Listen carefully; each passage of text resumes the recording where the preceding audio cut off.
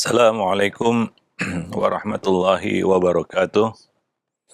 Innal hamdalillah nahmaduhu wa nasta'inuhu wa nastaghfiruh wa na'udzu billahi min syururi anfusina wa sayyiati a'malina may yahdihillahu fala mudhillalah wa may yudlil fala hadiyalah. Asyhadu an la ilaha illallah wahdahu la syarikalah wa asyhadu anna Muhammadan abduhu wa rasuluh. Ya ayyuhalladzina amanu ittaqullaha haqqa tuqatih wa la tamutunna illa wa antum muslimun wa ba'd. Para pemerhati roja kaum muslimin dan muslimat yang dimuliakan Allah, pertama-tama kita bersyukur pada Allah Subhanahu wa taala atas limpahan karunia dan anugerah. Salawat dan salam atas Nabi kita Muhammad sallallahu alaihi wasallam, keluarga beliau, sahabat beliau dan segenap ummah ila yaumil qiyamah. Para pemerhati roja kaum muslimin dan muslimat, azani Allah wa iyyakum jami'an. Pagi ini kita akan melanjutkan masih bersama buku Ada Apa Dengan Remaja. Kita akan melanjutkan pokok-pokok bahasan yang ada di dalam buku ini. Pada pagi ini kita akan membahas lanjutan dari pembicaraan kita sebelumnya, yaitu bagaimana kita menciptakan, membangun lingkungan yang baik dan positif untuk anak. Salah satunya adalah lingkungan yang mendidik untuk bertanggung jawab. Tanggung jawab adalah salah satu sifat, bertanggung jawab adalah salah satu sifat yang mesti dimiliki oleh seorang mukmin. Seorang mukmin dilatih oleh Allah untuk melaksanakan berbagai perintah dan kewajiban agar membentuk mereka menjadi pribadi yang bertanggung jawab.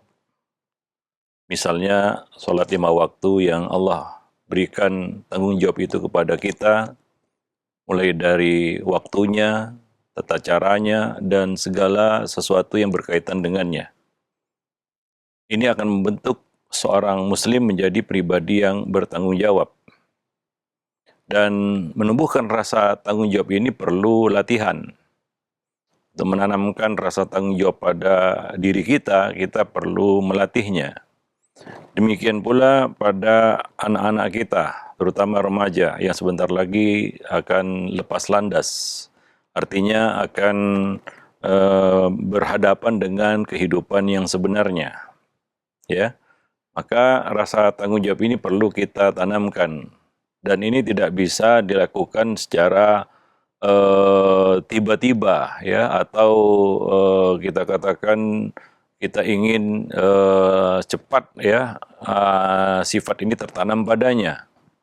Ya, perlu dilatih, ya, perlu latihan, perlu waktu artinya, ya, sehingga sedikit demi sedikit dia mengerti apa itu tanggung jawab, mengerti tanggung jawab.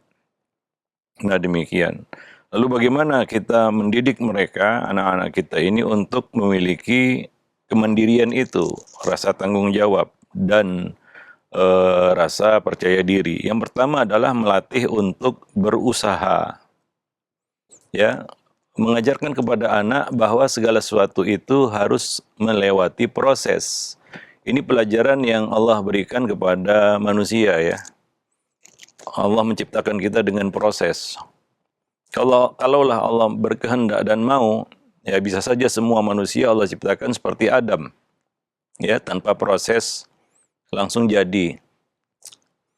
Tapi itu hanya berlaku pada Adam, tidak pada yang lainnya. Semuanya melewati proses, ya, mulai dari dia lahir ke dunia, ya, kemudian dia berproses mulai dari balita, bawah 5 tahun, kemudian menjadi anak yang mulai mumayyiz, basuta, antara 5 dan bawah 10 tahun, kemudian menjadi remaja, dewasa, dan seterusnya hingga dia sampai kepada titik kesempurnaan, ya, di dalam hidupnya. Ya, dia menjadi seorang manusia yang dewasa, benar-benar dewasa. Itu proses semuanya, ya, tidak langsung jadi, ya, dia memiliki kedewasaan yang sempurna, ya, pemikiran yang matang, ya, kedewasaan. Nah, itu proses, ya, dan itu perlu dilatih. Ya, karena ini salah satu tugas yang Allah berikan kepada para pendidik, yaitu menumbuhkan rasa tanggung jawab itu kepada mereka. Maka salah satunya adalah melatih mereka untuk berproses, berusaha. Ya, nah dan para orang tua juga harus sabar untuk melaksanakan proses itu juga, ya. Nah, dalam menanamkan ini kepada anak-anak mereka, jangan cepat-cepat ingin memetik hasil, ya, atau terburu-buru. Kemudian kalau tidak tercapai apa yang diinginkan, kita kecewa, ya. Kemudian meluapkan kekesalan, kejengkelan kita kepada si anak. Ya, sementara kita sendiri pendidiknya tidak mau mengikuti proses itu, tidak sabar, ya.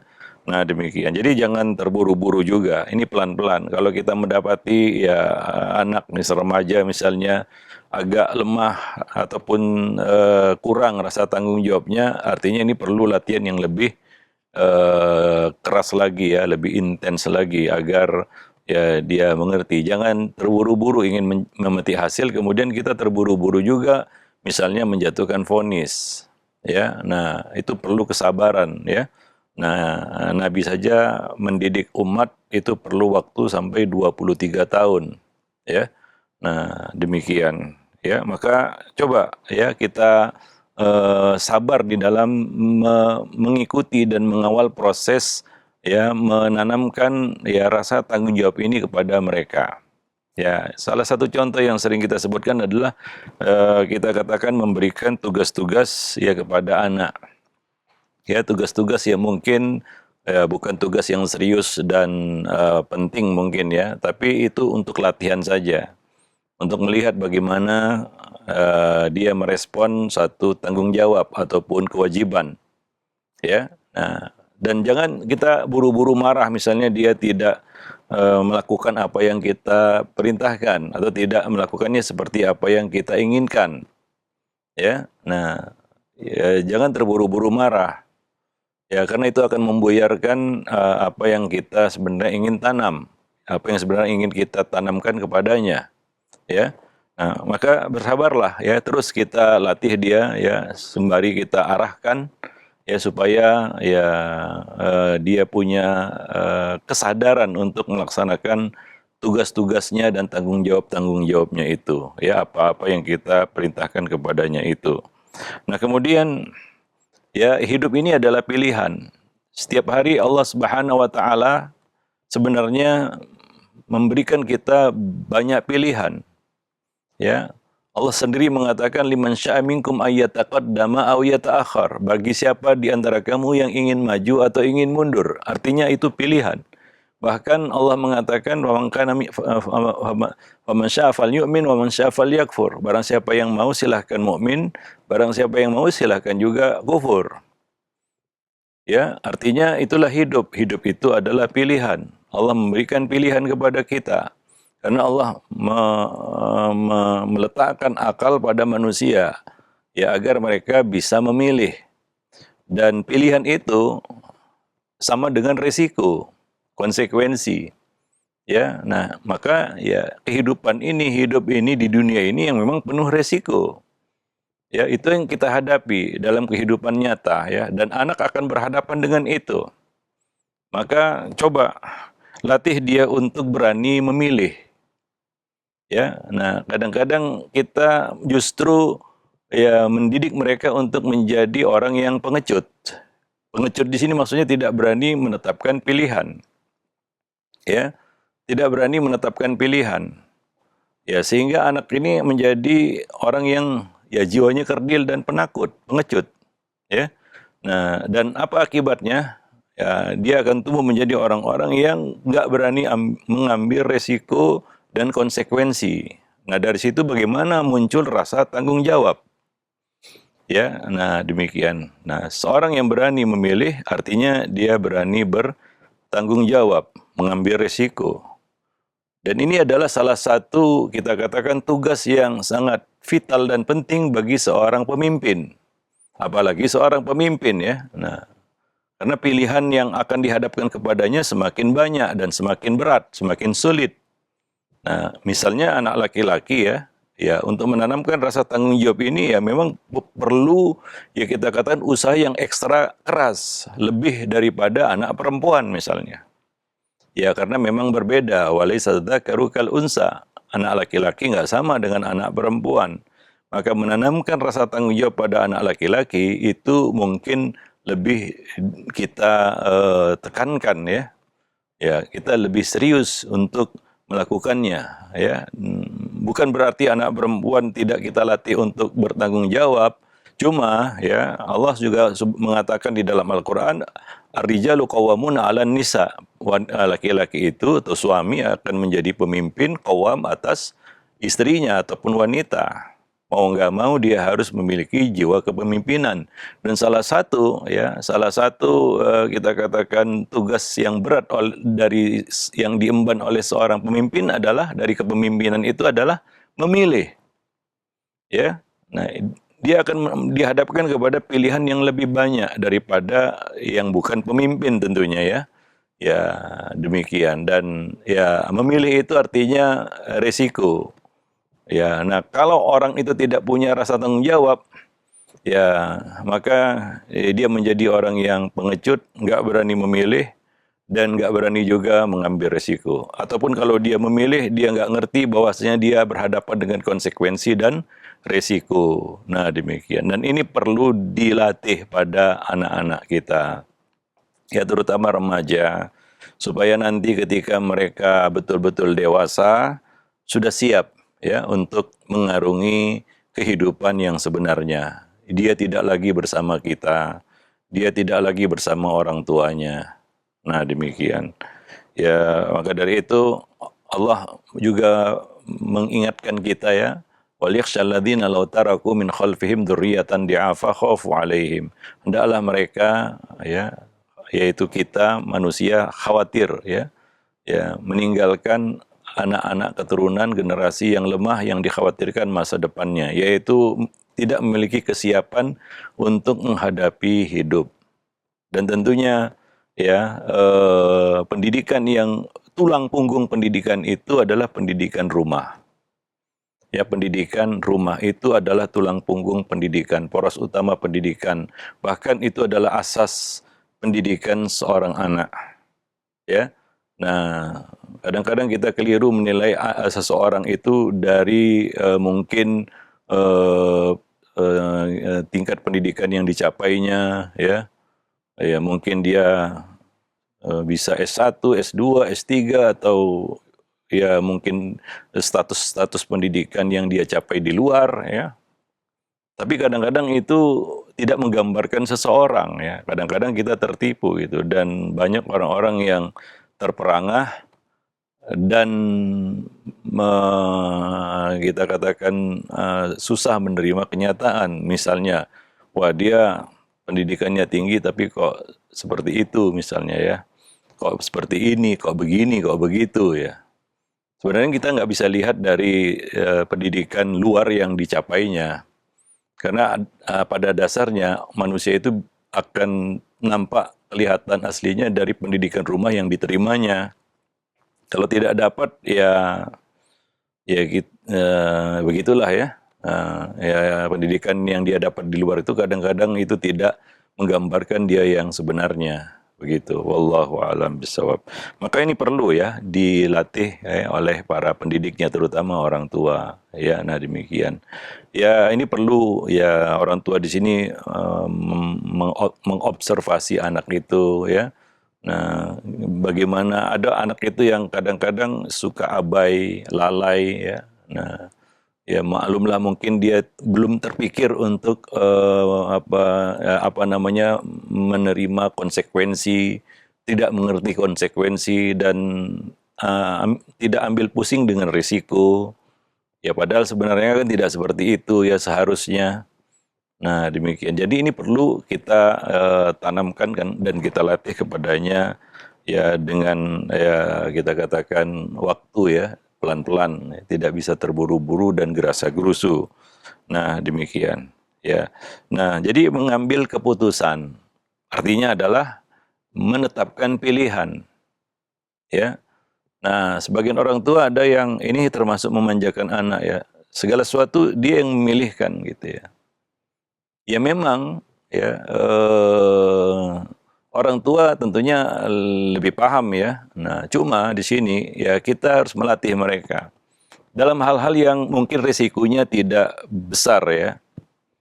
Ya, yang mana mereka ya bisa kita biarkan untuk memilih hal-hal yang apa namanya kita katakan penting ataupun hal-hal yang urgen tentunya ya tetap ya orang tua yang mengarahkan dan memilihkan untuk anak-anak mereka. Tapi ini dalam rangka melatih ya, ya membiarkan anak untuk memilih ya. Nah demikian. Wallahu alam bisawab. Nah, nah kemudian setelah itu ya kita perlu mendukungnya untuk berani memikul konsekuensi dari pilihan tersebut. Ya. Nah, misalnya ada orang tua yang memberi uang kepada anaknya. Lalu dia ya sebagian anak nggak ngerti pegang uang ya, maka dari itu hati-hati dengan hadiah uang. Ya, karena uang itu bagi anak seperti benda sakti yang dia yang dia lihat benda ini dapat mewujudkan segala keinginannya. Maka mungkin ya yang terjadi adalah dia menghabiskannya dengan cepat. Maka di sini artinya dia kurang punya rasa tanggung jawab ya terhadap amanah ataupun konsekuensi pegang uang itu. Ya, maka ya dia harus menanggung akibat dari pemborosan yang dia lakukan. Ada resikonya, begitu ya. Nah, demikian. Ya, seperti itu contohnya ya. Nah, sehingga anak itu ya makin lama makin bertanggung jawab ketika dia pegang uang. Ya tentunya ada masa di mana anak itu ya memegang propertinya sendiri, artinya barang-barang pribadinya sendiri, termasuk uang, yaitu ketika dia dalam Al-Quran disebut apabila dia sudah sampai usia rusyd, dewasa. Tapi untuk menuju ke situ kan perlu dilatih. Misalnya anak yatim. Anak yatim tidak boleh diberikan harta yang dimilikinya hingga dia sampai usia rusyd. Ya, nah tapi sebelum sampai ke titik itu, anak itu kan perlu dilatih untuk pegang yang benda yang namanya uang. Ya, nah yang hari ini ya nggak ada anak yang nggak tahu itu benda, yaitu uang itu ya. Nah demikian. Tapi ya bayangkan anak yang nggak mengerti konsekuensi dia pegang uang, lalu ketika dia sudah dewasa, dia pegang itu tanpa dia tahu bagaimana ya menggunakannya, apa risikonya ya. Ya nanti ya jadilah dia anak yang ya boros misalnya ya. Nah, ya yang pusing orang orang tuanya juga kan begitu ya. Nah, para pemerhati roja kaum muslimin dan muslimat yang dimuliakan Allah. Jadi kita berikan itu dalam rangka melatihnya ya dan agar dia mengerti konsekuensinya. Ya. Nah, demikian. Kalau tidak ya banyak ya orang-orang dewasa bahkan dewasa kita katakan ya nggak mengerti konsekuensi dia pegang harta, pegang uang. Ya, sehingga dia boros, dia mubazir ya, dia menyia-nyiakan harta atau idaatul mal ya, karena nggak ngerti ya apa konsekuensi dia pegang uang itu. Nah, sementara ini kan ya ketika dia dewasa itu menjadi suatu yang serius. Ini salah satu perkara yang rumit dia di dalam hidup itu adalah mengenai harta. Ya, tanggung jawabnya itu mulai dari mencarinya, dari mana didapat, dan tanggung jawab itu juga berlanjut sampai kepada bagaimana dia membelanjakannya. Begitulah beratnya tanggung jawab memegang harta itu. Ya, maka jangan heran kalau orang-orang dewasa sekalipun ya nggak cakap, nggak bijaksana memegang harta.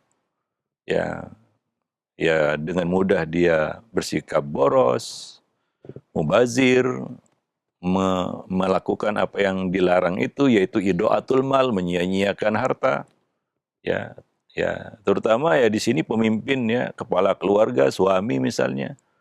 Ya, kita katakan ya tentunya tanggung jawabnya lebih besar daripada istri. Banyak para suami ya kalau belum diomelin istri nggak ngerti bahwa misalnya dia boros.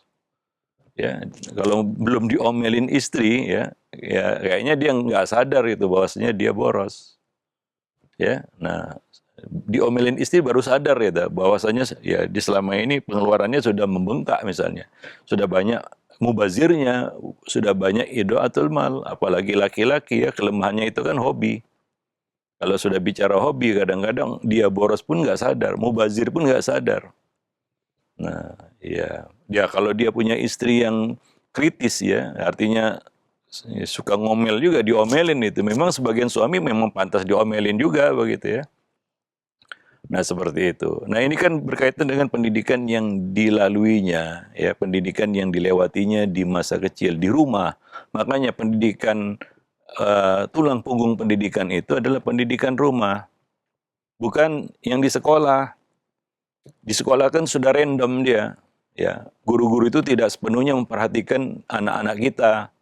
Ya, kita juga harus harap maklum juga dengan kondisi para guru, apalagi hari ini ya. Ya. Nah, harap maklum saja. Nggak bisa kadang-kadang kita andalkan ya menjadi tulang punggung pendidikan anak-anak kita. Nah, ya celakanya adalah orang tua yang pendidikan anaknya main titip-titip. Ya, lalu bagaimana ya kita katakan anak ini bisa ya memiliki modal dan bekal yang cukup untuk mengarungi kehidupan. Nah, demikian ya. Jadi ya memang perlu bersabar untuk menanamkan hal ini kepada mereka. Salah satunya caranya adalah tadi ya melatih mereka untuk menjalani proses. Ya, hidup ini bukan ya kita katakan sulap simsalabim kemudian dia apa yang diinginkannya ada di depan matanya. Ya, kemudian apa yang di tangannya itu ya sesuatu yang ya sesukanya dia lakukan. Ya, nah banyak sekarang ini ya orang-orang dewasa saja yang nggak ngerti rasa tanggung jawab, khususnya yang berkaitan dengan harta di sini ya. Nah, belum lagi yang lain, misalnya tanggung jawab waktu, itu juga perlu dilatih, ya. Tanggung jawab waktu. Ya, karena waktu juga itu kan harta sebenarnya ya, waktu itu. Makanya ketika bicara waktu itu Allah menggunakan kata-kata khusr, rugi. Kenapa? Waktu padanannya rugi. Karena ya waktu itu adalah harta juga. Ya, bahkan harta yang sangat bernilai nggak bisa dinilai dengan apapun ya. Nah, orang itu juga harus punya rasa tanggung jawab terhadap waktu. Ya, misalnya apa? Ya, dia membuat jadwal yang mungkin ketat di dalam hidupnya. Nah, ini yang perlu dilatih juga pada anak remaja ya sebenarnya apalagi hari ini ya. Ya, mereka suka buang-buang waktu, mereka kurang menghargai waktu ya. Ya, mereka boros waktu juga, mubazir waktu ya. Nah, ini kan perlu ditanamkan rasa tanggung jawab terhadap waktu. Ya, nah demikian. Ya, dan banyak lagi hal-hal lain yang memang perlu ya kita katakan kita latih pada mereka. Ya, wallahu a'lam bishawab. Nah, kemudian di antara yang bisa kita lakukan untuk menanamkan ini pada mereka adalah menyiapkan mental mereka untuk menghadapi kegagalan. Ya, orang yang pengecut adalah orang yang selalu dihantui dengan kegagalan, nggak siap gagal. Ya, tidak siap menerima kenyataan. Itu yang akan membuat orang itu jadi pengecut, nggak berani milih, nggak berani ambil risiko dan konsekuensi. Ya, nah, ya itu. Ya, dibayang-bayangi rasa kegagalan. Nah, ini menunjukkan lemahnya hati sebenarnya. Ya, lemahnya hati. Ya, Nabi SAW mengatakan di dalam hadis, "Maka nanti dunia hammahu." Barang siapa dunia menjadi tujuannya. Ini lemahnya hati ya. Salah satu yang melemahkan hati itu adalah dunia itu terlalu dominan di hati. Ya, hingga selalu menjadi tujuan, kan begitu ya. Nah, bagaimana? Farakallahu alaihi syamlahu. Allah Subhanahu wa taala akan mencerai-beraikan kekuatannya. Artinya adalah membuat dia lemah. Ya, lemah di sini bukan fisik ya, tapi hati. Kemudian waja'alal faqra baina ainaihi. Allah akan meletakkan kefakiran di depan matanya, yaitu rasa takut akan kegagalan. Ya, rasa takut akan kegagalan, kemiskinan, kefakiran, ya. Ya. Nah, ini sebenarnya ya kata lain dari apa? Orang-orang yang nggak berani ambil resiko. Ya, nah demikian. Sehingga ya nggak berani mencoba akhirnya. Dan ini adalah sikap lemah ya. Sementara Nabi mengatakan ya ihris ala ma yanfa'uk wasta'in billah wala ta'jiz. Ya, berusahalah untuk meraih apa-apa yang bermanfaat untukmu, yaitu berusaha, ya. Kemudian minta pertolongan kepada Allah dan jangan lemah. Jangan lemah di sinilah ya rasa takut untuk gagal begitu ya, sehingga nggak berani coba. Artinya apa? Ya kalau kalah sebelum bertanding itu ya. Nah, kalah sebelum bertanding itu ungkapannya. Ya, nah itu orang-orang yang tidak berani mencoba. Ya, bagaimana kita ya tahu kesuksesan kalau kita nggak mengerti atau takut kegagalan. Ya kenyataannya orang-orang yang sukses itu adalah orang-orang yang mungkin berkali-kali gagal. Ya, rata-rata seperti itu. Jarang kan orang yang sekali coba langsung sukses dan berhasil. Ya, nah kita ya dalam hal-hal bukan hanya dalam hal dunia ya, dalam hal akhirat, agama juga demikian, menuntut ilmu misalnya. Ya, ya mungkin kita merasa nggak mampu atau gagal, ya mungkin karena kita nggak berani mencoba. Ya, nah demikian. Ya, itu dalam hal-hal kita katakan akhirat dan agama. Ya, demikian juga dalam hal dunia. Nah, jadi ini perlu dilatih kepada anak-anak, yaitu menyiapkan mental mereka untuk menghadapi kegagalan. Kalau kita bicaranya sukses, ya, nah nanti dia nggak siap gagal. Dan hidup ini kan nggak selalu mulus ya, seperti yang kita lihat ya, kita saksikan di dalam kehidupan kita. Mungkin anak-anak remaja nggak tahu itu, belum tahu itu, karena mereka belum mengarungi kehidupan yang sebenarnya. Tapi kita para orang tua kan mengerti itu, karena kita mungkin sudah jatuh bangun berkali-kali. Ya, nah jadi artinya apa? Ada masa-masa jatuh, ada masa-masa ya seorang itu harus di bawah. Tilkal ayyam nudawiluha bainan nas. Itulah hari-hari yang kami pergilirkan kepada manusia. Nabi saja Allah ya kasih kalah dalam perang, nggak menang terus. Ya, itu Nabi kita Muhammad SAW ya mengalami kekalahan juga dalam perang. Itu seorang Nabi. Ya, nah demikian. Ya untuk ya kita katakan pelajaran ya bahwa begitulah dia. Kadang-kadang kita tidak mendapatkan apa yang kita inginkan, walaupun kita sudah berada di jalur yang benar. Apalagi ya gagal kita itu karena kita tidak berada di jalur yang benar gitu ya. Nah, maka kita harus ambil di situ pelajaran gitu ya. Nah, ini yang lebih sulit diterima, yaitu kita sudah mengambil jalur yang benar, tapi kita masih gagal juga.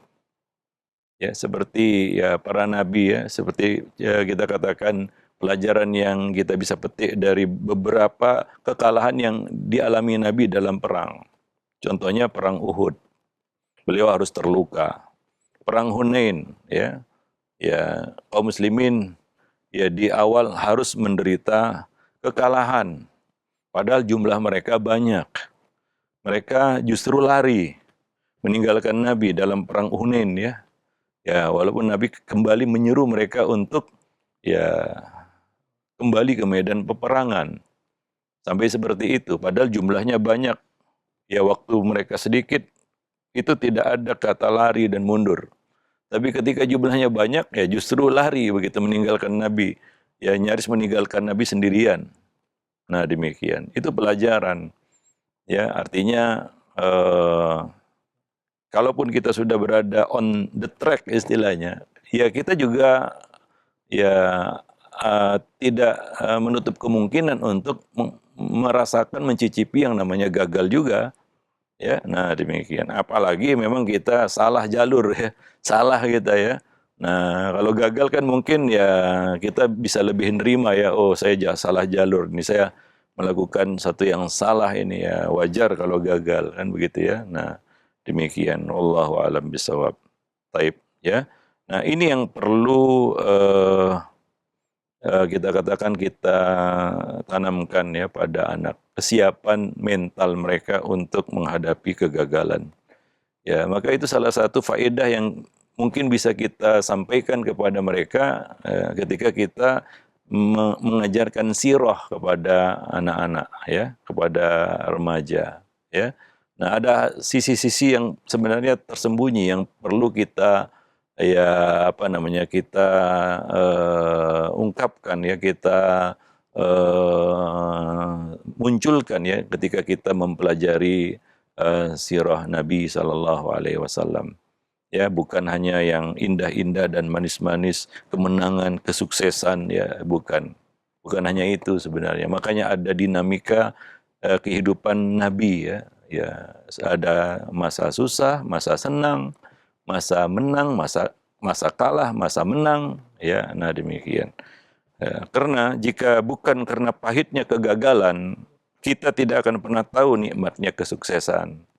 Sukses itu nanti nggak spesial lagi kalau kita tidak mencicipi pahitnya, ya, pedihnya kegagalan gitu ya. Ya, nah demikian, wallahu alam. Tapi ini perlu kesiapan mental. Nggak semua orang siap gagal, ya. Nah, kalau itu kita latih kepada mereka dari kecil, nah, dia akan menjadi pribadi yang tangguh.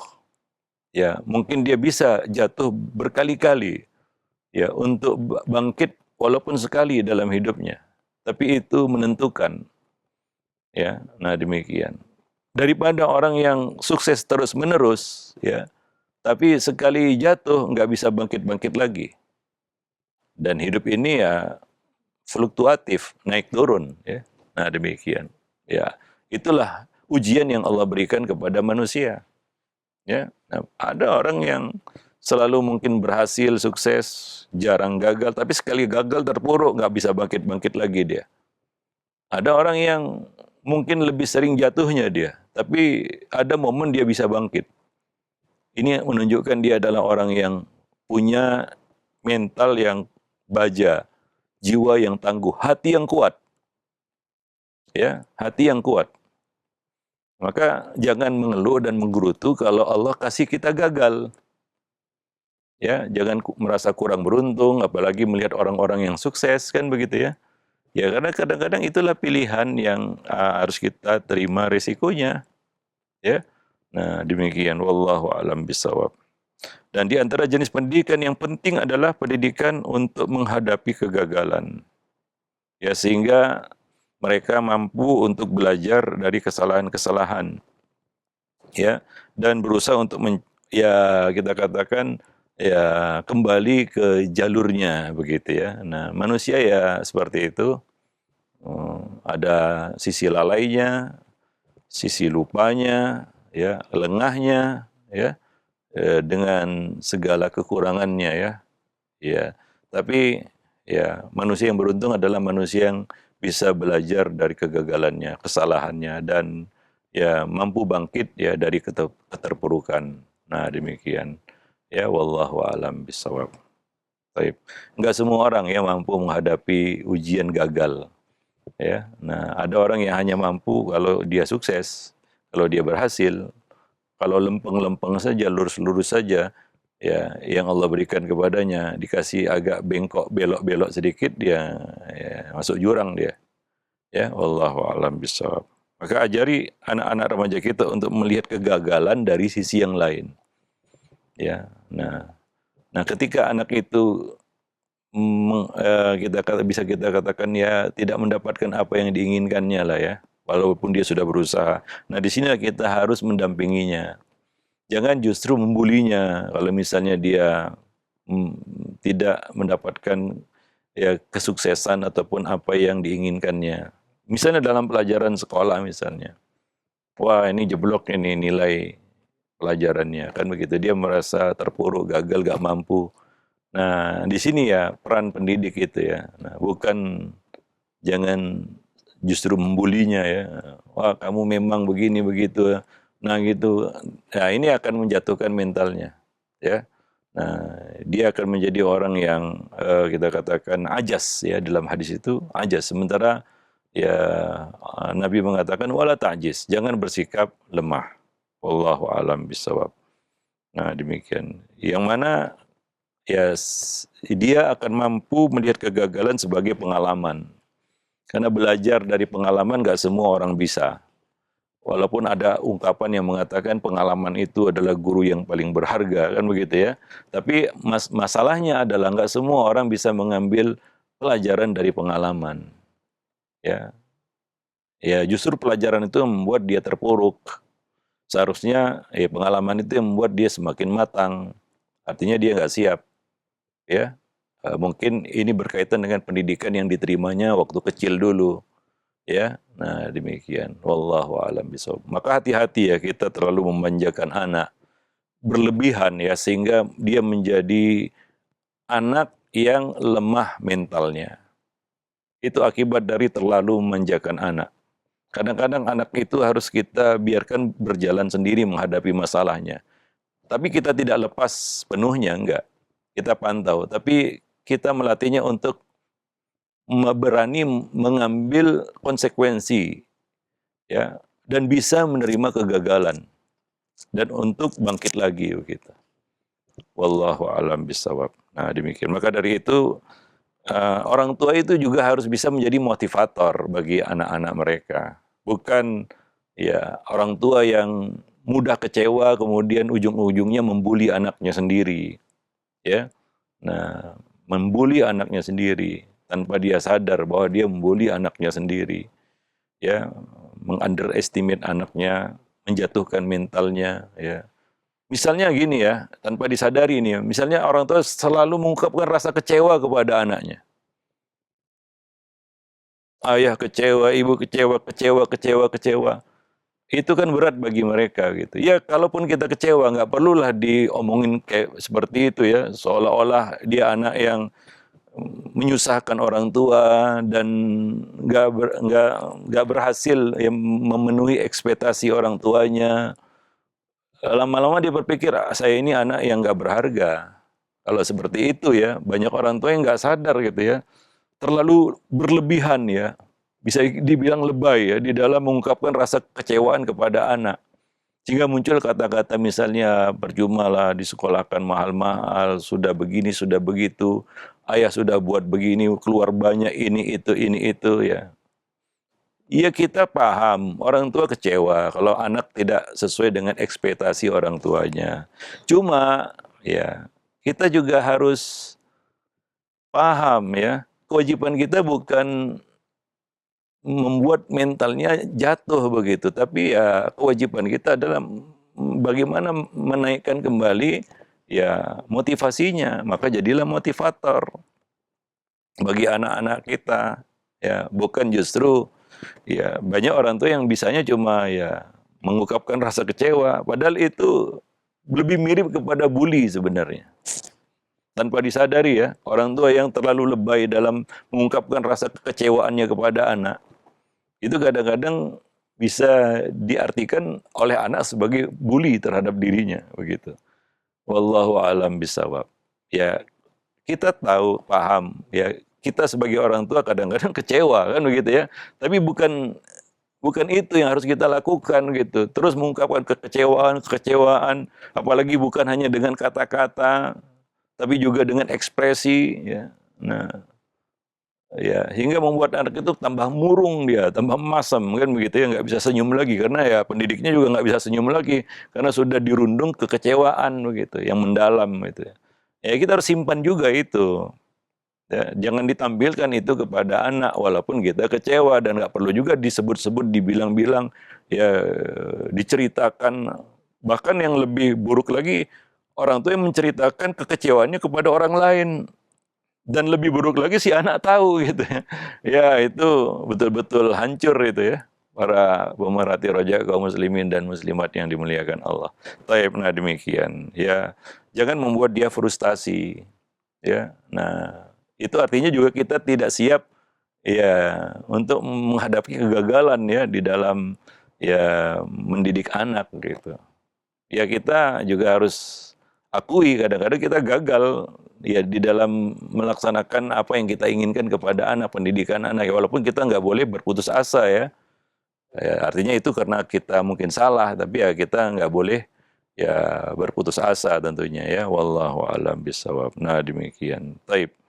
Nah, itu saja mungkin ya materi kita pada kesempatan pagi ini. Mudah-mudahan bermanfaat. Aku qauli hadza astaghfirullah li wa lakum lisairil muslimin innahu huwal ghafurur rahim. Alhamdulillah, terima kasih banyak Ustaz. Syukran jazakallah khair. Demikian ikhwatul Islam, ma'azakumullah, para pemerhati roja dimanapun Anda berada. Materi yang telah disampaikan oleh Ustaz di kesempatan pagi hari ini, yaitu mengenai lingkungan yang mendidik untuk tanggung jawab khususnya kepada anak-anak remaja kita, diambil dari buku Ada Apa Dengan Remaja. Mudah-mudahan menjadi wawasan yang bermanfaat bagi kita semua, ilmu yang bermanfaat. Baik, untuk selanjutnya kami akan ajukan beberapa pertanyaan yang sudah masuk di layanan pesan WhatsApp yang terkait dengan pembahasan kita di kesempatan pagi hari ini. Yang pertama Ustadz, ada pertanyaan. Assalamualaikum warahmatullahi wabarakatuh. Ya Ustadz, apakah mendidik anak perempuan, si anak juga harus diajarkan untuk bekerja Ustadz?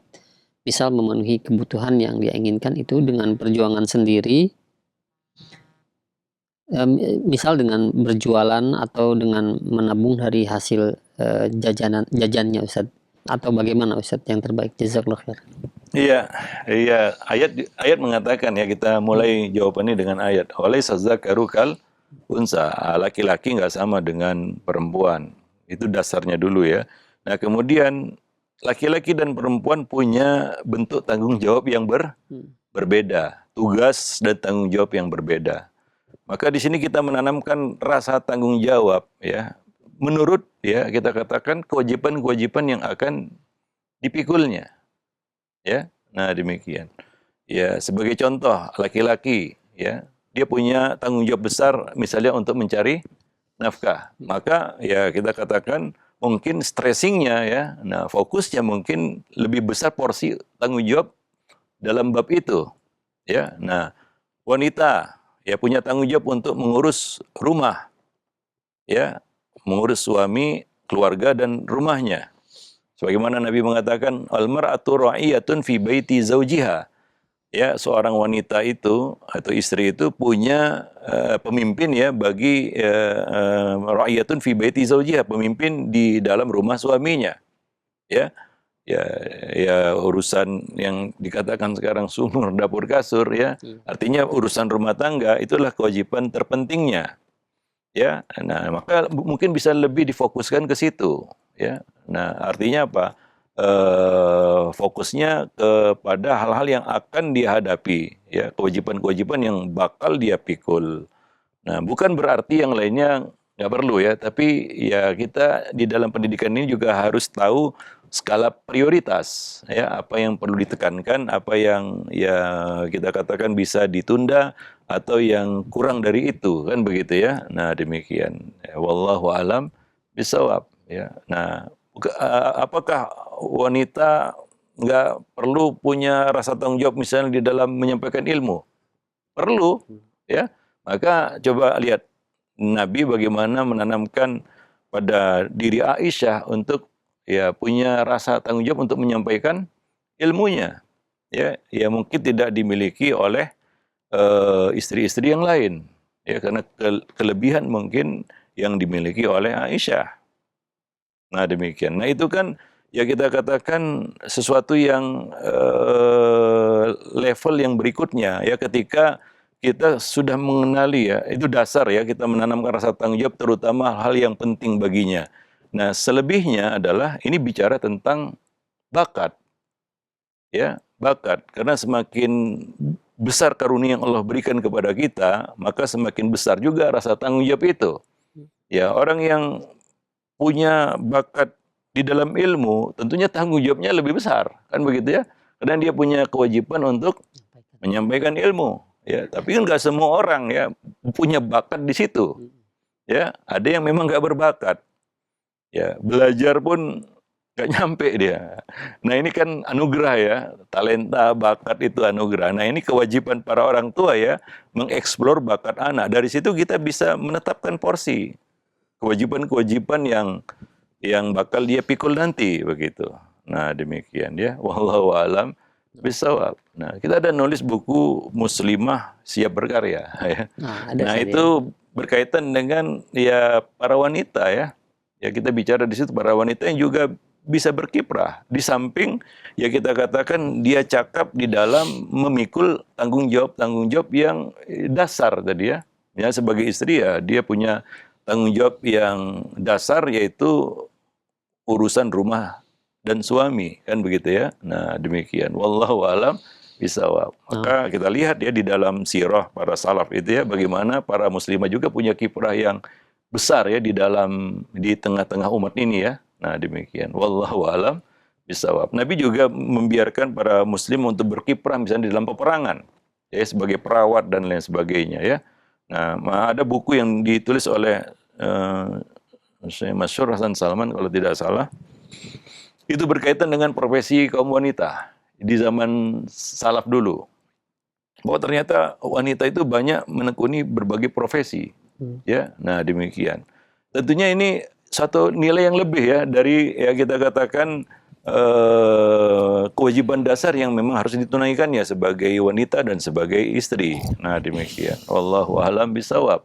Nah, Syekh Masyhur Hasan Salman juga menulis buku tentang kiprah kaum wanita di dalam uh, penyebaran ilmu. Nah, itu juga buku yang bagus untuk dibaca. Saya kira sudah diterjemahkan kedua buku itu ke dalam bahasa Indonesia. judulnya belum tahu Ustaz. Kayak saya belum tahu Belum yang judulnya. bahasa Indonesianya ya Ustaz Nah, ya. demikian. Ya mungkin bisa dicari ya. Nah, demikian. Wallahu a'lam. Iya. Iya, nah baik. Terima kasih banyak sekali atas jawaban dan nasihatnya. Demikian ya untuk yang bertanya. Dan ini ada dua pertanyaan senada mengenai kekhawatiran baik dari sisi orang tua ataupun anaknya sendiri, Ustadz, mengenai masa depan anaknya. Ini bagaimana meyakinkan masa depan anak untuk melangkah ya, dia apakah kita biarkan begitu saja atau kita ikuti sesuai dengan keinginan kita. Dan juga ini ada pertanyaan mengenai anak remaja kami sering berkomunikasi dengan orang luar negeri dengan bahasa asing tentunya.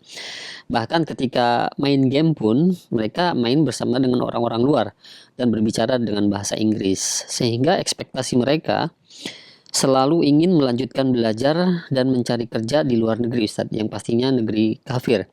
Tapi dari kami sebagai orang tua khawatir dan belum percaya dengan agamanya ya. Mohon nasihat Ustadz, apa hal terbaik yang harus dilakukan oleh orang tua?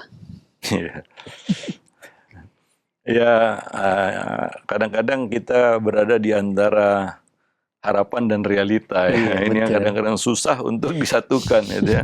Antara harapan dan realita. Realitanya ya seperti yang kita lihat dalam kehidupan kita. Walaupun harapannya sebenarnya tidak seperti itu kan begitu ya. Ya, semua orang tua pasti punya harapan yang indah lah bagi anak-anaknya, tapi kadang-kadang kenyataan di lapangan tidak seperti yang diharapkan. Ya, itu ujian juga, salah satu bentuk ujian kan begitu ya. Nah, sebenarnya kekhawatiran itu ya bergantung kepada apa yang sudah dilakukan sebenarnya. Ya, modal yang sudah diberikan gitu ya. Nah, pendidikan yang sudah diberikan kepada si anak. Kalau belum memang khawatir lah ya. Kalau memang nggak ada kosong melompong istilahnya ya memang kita khawatir gitu ya. Nah, karena kita tidak memberikan bekal ya kepada mereka ya. Nah, maka ya yang muncul adalah kekhawatiran gitu ya. Mungkin barulah sadar orang tua itu muncul kekhawatirannya karena selama ini dia tidak mungkin belum memberikan modal yang cukup untuk anak itu. Sehingga dia juga nggak pede gitu terhadap anak itu. Nah demikian. Makanya ya kita katakan ya dulu merantau itu sebenarnya kan budaya manusia ya. Bukan hanya di Indonesia tapi juga di berbagai negara yang mengenal yang namanya istilah merantau. Ya dulu juga para salaf merantau. Ya para ulama kita dulu juga merantau. Ya dan itu juga dikenal di sini di di Nusantara ya di negeri ini ya merantau itu. Nah, kalau kita nggak bicara merantau di kalangan bangsa-bangsa lain lah ya, kita lihat di kalangan kita ataupun di bangsa ini atau di Indonesia lah kita kata di tanah air. Ya dulu orang tua kita itu tidak melepas anaknya merantau ya, kecuali setelah membekali mereka. Ya, ya misalnya di dalam urusan dunia itu dibekali dengan apa? Ilmu bela diri misalnya. Ini contoh ya. Artinya apa? Orang tua itu membekali gitu ya bagi si anak ya hingga dia punya modal yang cukup untuk mengarungi kehidupan gitu ya. Nah, melepasnya itu anak itu. Nah, makanya pendidikan itu adalah riwayat. Ini sering kita ulang-ulangi ya. Pendidikan itu sama dengan riwayat ya dari 0 tahun sampai 20 tahun. Dan itu yang akan dimintai pertanggungjawabannya oleh Allah dari kita nanti pada hari kiamat. Apa yang sudah kita lakukan. Ya, kalau kita baru sibuk di usia anak itu menjelang dia dewasa atau pada saat kita akan melepasnya, ya wajar lah, bukan hanya khawatir aja, ngeri-ngeri sedap istilahnya ya. Iya, karena ya selama ini mungkin kita lalai, itulah buah dari kelalaian. Artinya apa? Muncullah rasa kekhawatiran yang berlebihan, bahkan rasa takut kan begitu ya, bahkan nggak pede juga. Seperti itu. Ya, wallahu a'lam bishawab. Maka ya dan pertanyaan kedua tadi ya, itu satu fenomena mungkin ya. Karena anak sekarang ini ya dia punya akses untuk banyak bisa dan tahu itu lebih ya daripada orang tua kan begitu ya. Kadang-kadang orang tua yang nggak bisa ngikuti itu kan begitu ya. Nah, anak-anak sekarang semua bisa belajar otodidak kan begitu ya. Punya akses untuk berhubungan dengan orang-orang di seluruh dunia itu nggak bisa kita cegah juga kan begitu ya. Nggak bisa kita halangi juga ya. Nggak realistis juga kalau kita menghalang atau menghambat itu pada anak. Toh dia akan cari jalannya sendiri juga begitu ya. Nah, siapa anak sekarang apalagi remaja yang nggak kenal dunia internet atau dunia maya begitu. Kayaknya nggak ada kan gitu ya. Nah, itu kan dunia tanpa batas. Makanya ya jawaban kita kepada masalah yang kedua tadi adalah ya yaitu pentingnya kita untuk menempel anak-anak terutama remaja ya. Kalau bocah basuta bawah 10 tahun, mungkin nggak ditempel pun nggak jadi masalah, ya. Nah, tapi remaja usia 10 sampai 20 tahun itulah masa-masa orang tua itu perlu menempel anak ini. Ya, perlu menempel anak ini. Masalahnya adalah banyak orang tua ketika anaknya remaja justru melepasnya, tidak menempelnya, ya, tidak mengawalnya. Karena dianggap sudah gede gitu ya. Ya badannya aja yang gede itu, ya. Nah, justru dia asyik dengan apa? Dengan bocahnya, dengan anaknya yang kecil. Ya. Nah, akhirnya ya kita tahu sendiri. Ya remaja hari ini masalahnya banyak sebenarnya. Ya, maka sering-seringlah kita berdialog dengan remaja. Ya, mencoba mengorek mereka apa yang ada pada mereka. Nah, banyak orang tua yang enggak ya artinya apa? Enggak berani ya untuk berdialog dengan remajanya begitu. Karena dia akan terkejut-kejut gitu ya. Ya, ada orang tua yang dikejutkan dengan pernyataan anaknya. Ya, macam-macam kan begitu ya. Ya, hari ini mungkin itu syubhat masih sebatas syubhat di kepalanya. Maka ya kita nggak tahu ya, kecuali kita mau berdialog dengan mereka dan siap untuk ya mendengar gitu ya.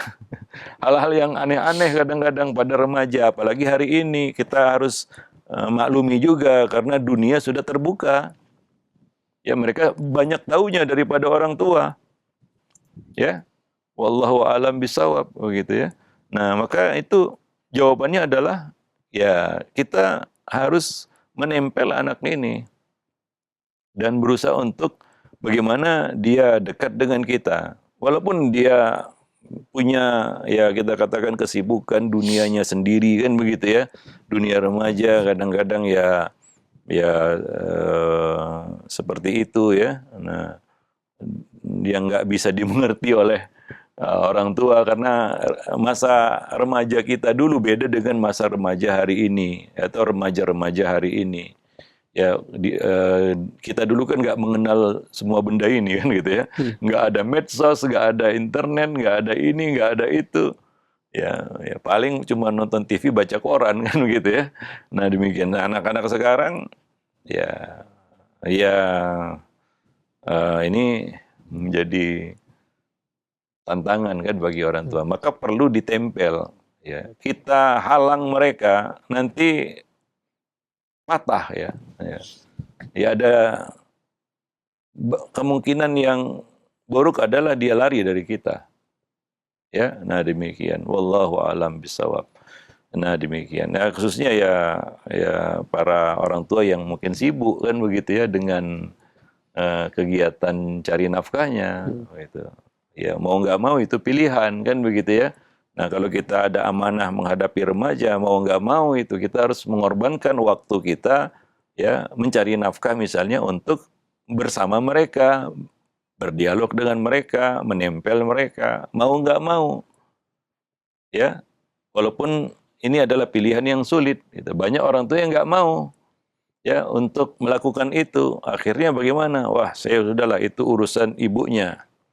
Saya udah fokus saja bisnis, sudah bercabang-cabang bisnisnya kan, sudah semakin sibuk waktunya. Nah, maka diserahkanlah kepada si ibu. Nah, si ibu juga sudah pada menjerit hari ini kan begitu ya. Nah, merasa capek, lelah, akhirnya ya ada yang juga frustasi kan begitu ya. Nah, demikian. Akhirnya ya apa adanya. Nah, demikian. Ada satu ucapan yang kadang-kadang aneh, menggelitik juga, yaitu apa? Ah, semampu saya lah Ustadz. Ya mungkin kewajiban-kewajiban yang lain ya masih masuk akal kalau kita katakan ya saya lakukan tanggung jawab ini mastata'tum kata ayat itu ya, semampunya kan gitu ya. Ya mungkin ya. Nah, tapi coba pikir-pikir dulu kalau kewajiban mendidik anak juga kita katakan seperti itu. Ya semampu saya lah gitu ya. Ya. Mungkin ini hal mengerikan akan terjadi gitu kalau kita katakan seperti itu. Dalam memikul kewajiban mendidik anak ya. Lalu kita katakan, wah semampu saya sajalah. Gitu. Apa maksudnya itu? Maksudnya kita ingin meletakkan tugas itu sebenarnya. Ya, wallahu a'lam bishawab. Untuk cari duit, cari uang, bisalah kita katakan semampu saya aja lah. Kan. Walaupun itu wajib ya. Tapi bisalah kita katakan, semampu saya sajalah. Kan begitu ya. Cukuplah gitu ya. Tapi kadang-kadang itu nggak tepat kalau kita katakan itu dalam memikul kewajiban mendidik anak gitu ya. Ya, bahaya itu kan begitu. Wallahu a'lam bishawab. Nah, demikian. Ya, Ustaz. Iya, alhamdulillah baik. Terima kasih banyak Ustaz. Jazakallahu khairan atas jawaban dan nasihatnya. Masih kami ajukan Ustaz pertanyaan di layanan pesan WhatsApp. Ada pertanyaan dari Bu Sylvia. Ya Ustaz, salahkah kita sebagai orang tua menahan anak untuk tidak keluar rumah dan bermain bersama teman-temannya?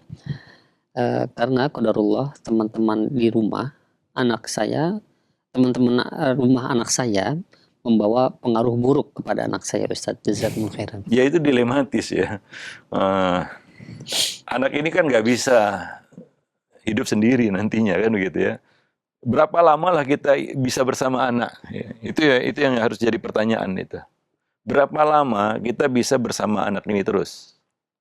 Maka selama kita bisa bersamanya, yang perlu kita lakukan adalah memberikan bekal. Ya, dia akan bergaul nantinya dengan banyak manusia, dengan berbagai macam karakternya. Apa mungkin terus dikurung dalam rumah? Nggak mungkin juga. Itu tidak realistis ya kita katakan ya. Bahkan boleh dikatakan itu adalah usaha untuk lari dari kenyataan nantinya. Ya. Nah, memang ini berat. Ya, tugas kita adalah rumah itu. Orang tua harus jadi tempat untuk mensterilisasi toksit-toksit, racun-racun yang didapat anak di luar. Sama aja mau lingkungan di luar rumah, artinya lingkungan sekolah, ataupun di luar lingkungan rumah dan sekolah. Ya, ya pastilah dia dapat hal-hal yang buruk. Cuma kewajiban orang tua adalah memilihkan lingkungan pergaulan pendidikan, lingkungan pendidikan dan pergaulan yang terbaik untuk anaknya. Itu perlu campur tangan orang tua. Nggak jamin juga sudah kita katakan ini lingkungan yang baik, nggak bawa racun juga. Kan begitu ya. Nggak bawa yang buruk-buruk juga. Nah demikian. Ya, makanya perlu rumah itu sebagai tempat untuk mensterilisasi ya racun-racun yang hal-hal buruk yang dibawa anak pulang ke rumah. Ya, nah demikian. Jadi dia dapat pergaulan dan dia juga bisa memilah yang baik dan yang buruk, begitu. Dan itu yang akan dihadapinya di dunia nyata nanti, di dalam kehidupannya. Nggak semuanya mulus, nggak semuanya baik. Bahkan ada yang terlihat baik, ternyata tidak. Ada yang terlihat tidak baik, ternyata bukan seperti itu. Ya, nah itulah dunia yang akan dihadapinya nanti. Nah kalau dia nggak siap, terkejut-kejut nanti dia, kan begitu ya. Nah cenderung nggak siap dan ya menjadi mungkin orang yang pengecut dan penakut jadinya. Ya, wallah nggak siap berhadapan dengan manusia, kan gitu ya. Nah, nggak mungkin kan kita tidak bersosialisasi ataupun bergaul dengan manusia. Nggak mungkin itu. Itu sikap mungkin lemah dan ingin lari dari kenyataan. Wallahu a'lam bishawab. Nah, dan beratnya adalah ya kita mengawal anak itu, mengawal pergaulannya. Itu juga berat itu ya. Nah, memang bagian yang terberat dari mendidik anak kita adalah mengawal mereka. Itu yang paling berat. Wallahu a'lam bishawab. Nah, demikian mungkin sampai di sini dulu pertemuan kita. Ya lebih dan kurang saya mohon maaf. Aku lu qauli hadza astaghfirullah li wa lakum sairil muslimin innahu huwal ghafurur rahim.